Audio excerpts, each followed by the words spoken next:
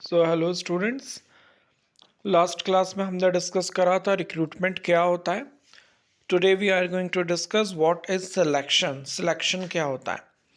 आप select word तो पहले सुनते आए हैं। अब when you have a choice, कुछ ग्रुप ऑफ पीपल होते हैं, उसमें से आप सबको तो नहीं रख सकते। आपने इंटरव्यू के लिए बुलाया ज़रूर है, लेकिन उसमें से आपको कुछ लोगों को सिलेक्ट करना पड़ता है। ऐसे लोगों को सिलेक्ट करना रहता है जो डिजर्विंग कैंडिडेट्स हैं। That is totally depend on their educational background, their experience, their demanding salary। ये सारे इश्यूज होते हैं जिसके हिसाब से आप फाइनल करते हो कि आप किसको सिलेक्ट कर रहे हो। एंड ऑफ कोर्स एम्प्लॉय कितनी सैलरी डिमांड कर रहा है वो भी आपको देखना होता है, क्योंकि यहाँ पर सिलेक्शन में सिर्फ आप ही सिलेक्ट कर लेते हो ऐसा नहीं होता है। कैंडिडेट्स भी फाइनलाइज तब करते हैं जब उनके सामने सैलरी एंड टर्म्स कंडीशन रखी जाती है। So, selection is the process of picking or choosing the right candidate who is most suitable for a vacant job position। देखिए यहाँ पर एक वर्ड आया है most suitable candidate. That means हम ये देख कर नहीं रखते हैं कि कैंडिडेट बहुत अच्छा है, हम ये देख कर एक कैंडिडेट को रखते हैं कि हमारी रिक्वायरमेंट के हिसाब से ये कैंडिडेट फिट बैठता है। भले ही उसने पीएचडी करा हो या वो टॉपर रहा हो एमबीए में, लेकिन हम ये देखते हैं कि हमें कौन सा कैंडिडेट बेस्ट सूट करेगा उस जॉब के लिए, उसको हम रखते हैं।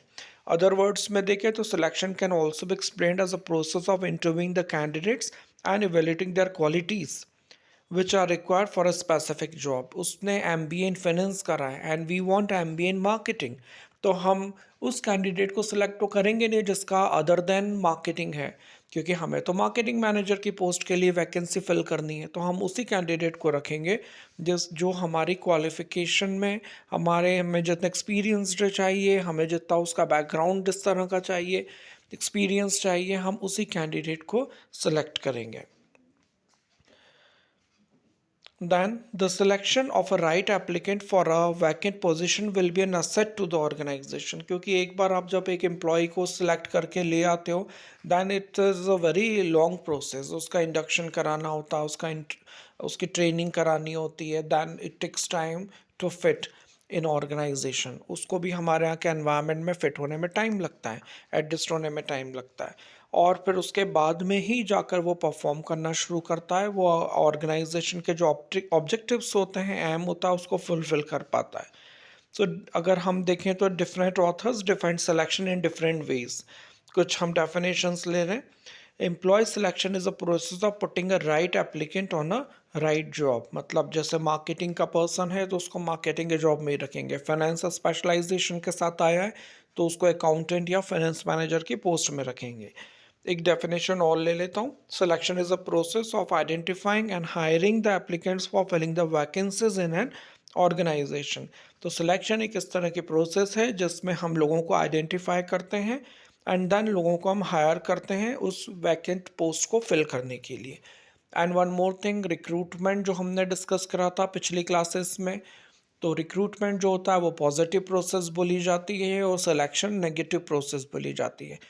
रिक्रूटमेंट को पॉजिटिव प्रोसेस इसलिए बोला जाता है क्योंकि उसमें हम सबको इनवाइट करते हैं और हम सभी को बुलाते हैं इंटरव्यू के लिए। We call for the interviews, हम सभी को मोटिवेट करते हैं कि आप अप्लाई करें।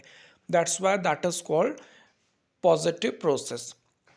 लेकिन सिलेक्शन प्रोसेस नेगेटिव प्रोसेस इसलिए कहलाती है क्योंकि इसमें हम सबको नहीं रखते हैं। अगर हमारे पास में 10 पोस्ट की वैकेंसी है तो हम 10 को ही रखेंगे।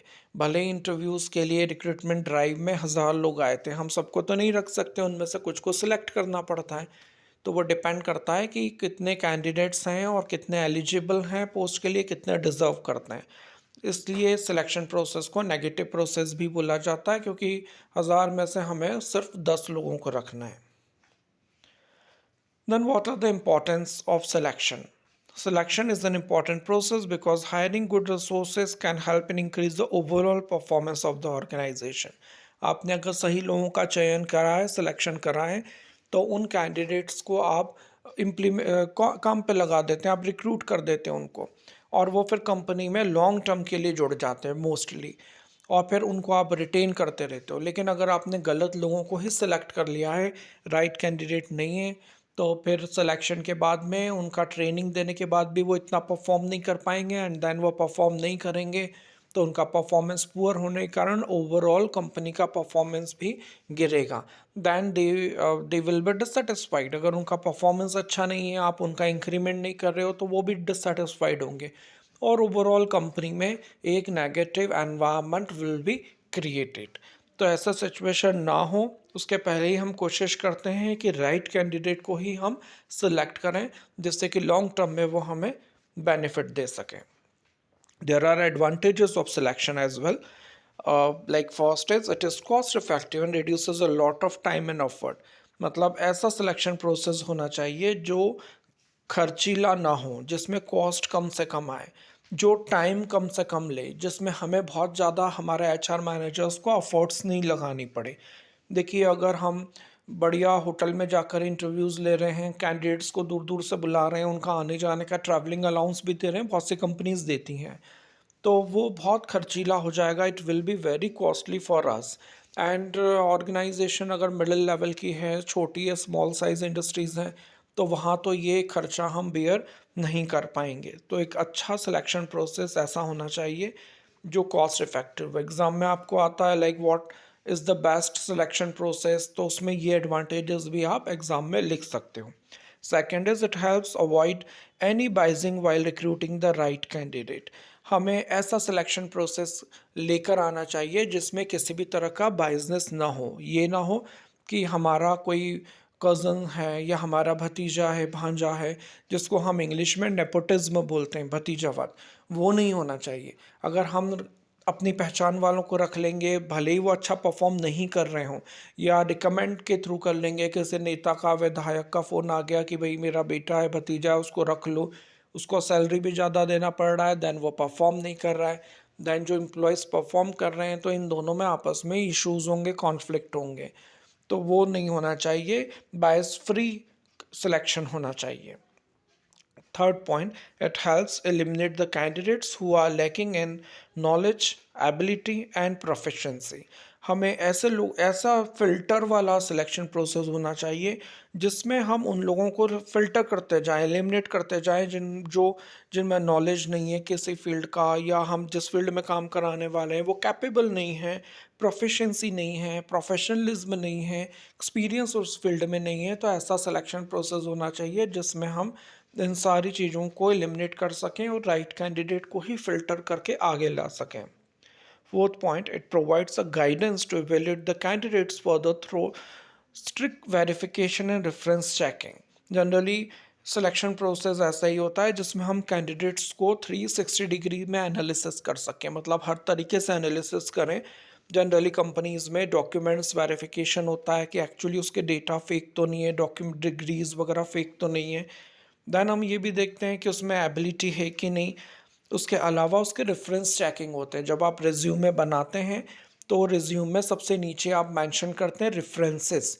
रेफरेंसेस में किन लोगों का नाम आप लिखते हैं, तो उसमें उन आपके प्रोफेसर्स, आपके टीचर्स, आपके ऐसे पर्सन जो ऑलरेडी मार्केट में वेल नोन पीपल हैं, जो आपको जानते हैं, आपकी एबिलिटी को जानते हैं, जो बिल्कुल अनबाइज्ड होकर आपके बारे में लोगों को बताते हैं। ठीक है, तो कंपनीज जनरली रेफरेंस चेक भी करते हैं, क्रॉस चेक। वो आप जो प्रोफेसर्स के नंबर वगैरह देते हैं, एड्रेस देते हैं, तो वो उनसे कांटेक्ट करके भी आपके बारे में पूछते हैं। इवन बहुत सी कंपनीज तो आपकी अभी की जो जॉब है उसके बॉस को भी फ़ोन लगा के पूछ लेते हैं कि भाई इन्होंने, मिस्टर शर्मा ने हमारे यहाँ अप्लाई करा, हाउ ही इज़। तो हो सकता है आपके बॉस आपके बारे में ऑनेस्ट राय भी उन्हें बताते हैं। Then last point, it helps in comparing the different candidates in terms of their capabilities, knowledge, skills, experience, work attitudes, etc. और फिर जितने कैंडिडेट्स होते हैं, मान लीजिए कि 50 कैंडिडेट्स हैं, उनमें से आपको 10 को रखना है, तो उन 50 का एक्सेल में आप एंट्री कर देते हो, उनमें कितना नॉलेज है, कैपेबिलिटीज़ है, स्किल, एक्सपीरियंस है, और फिर इस बेस पर आप पूरे 50 कैंडिडेट्स को कंपेयर करते हो, और तभी आप एक राइट सिलेक्शन प्रोसेस को के थ्रू लोगों को ला सकते हो। अब नेक्स्ट क्लास में हम selection process and steps discuss करेंगे। That's it for today. Thank you.